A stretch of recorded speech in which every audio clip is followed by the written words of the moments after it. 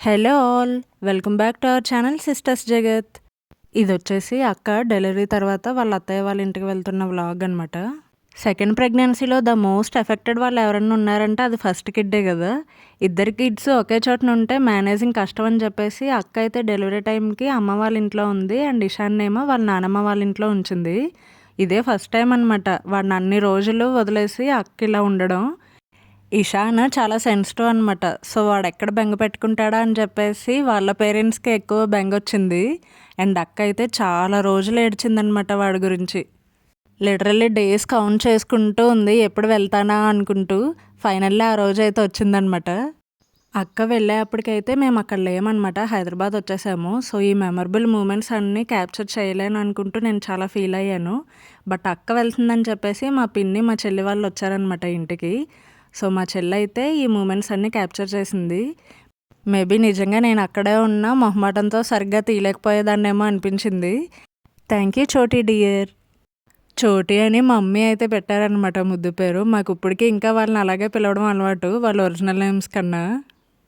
ఇన్ని డేస్ అక్క చీకు అలవాటైపోయి ఇప్పుడు వెళ్తుంటుంటే మమ్మీకి కూడా బెంగగానే ఉందనమాట. అండ్ అక్క వాళ్ళని తీసుకెళ్ళడానికైతే మా బావగారు అండ్ వాళ్ళ సిస్టర్ వచ్చారు.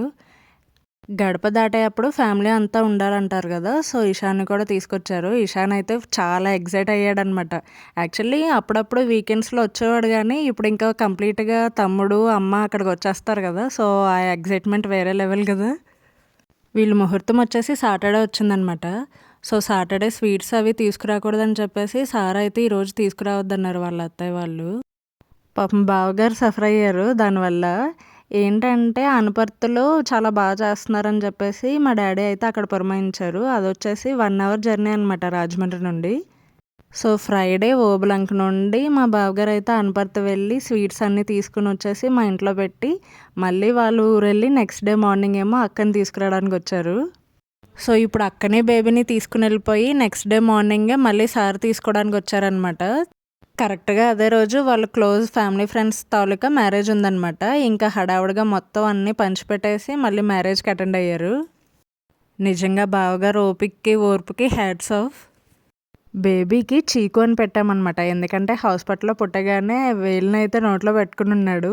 అందుకని చెప్పేసి చీకు అంటున్నాము.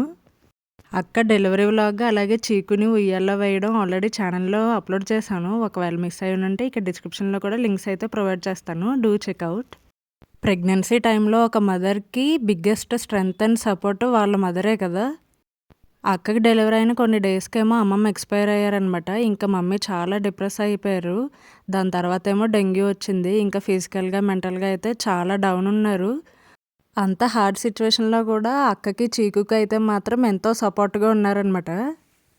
ఫస్ట్ 1 మంత్ ఎలా గడిచిందా అన్నది అప్పట్లో షార్ట్ అయితే పెట్టాను. మన ఛానల్‌లో ఫస్ట్ వైరల్ అయిన వీడియో అది. బట్ బ్యాక్‌గ్రౌండ్‌లో మూవీ మ్యూజిక్ యూజ్ చేశాను అనమాట. ఆ మ్యూజిక్ రిమూవ్ అవ్వడం వల్ల వీడియోని కూడా రిమూవ్ చేశారు. ఫైనల్లీ అక్క అయితే వాళ్ళ అత్తయ్య ఇంటికి రీచ్ అయిపోయింది. ఈ వీడియో కనుక నచ్చినట్లయితే do like, share and subscribe for more videos. Thank you for watching. Bye.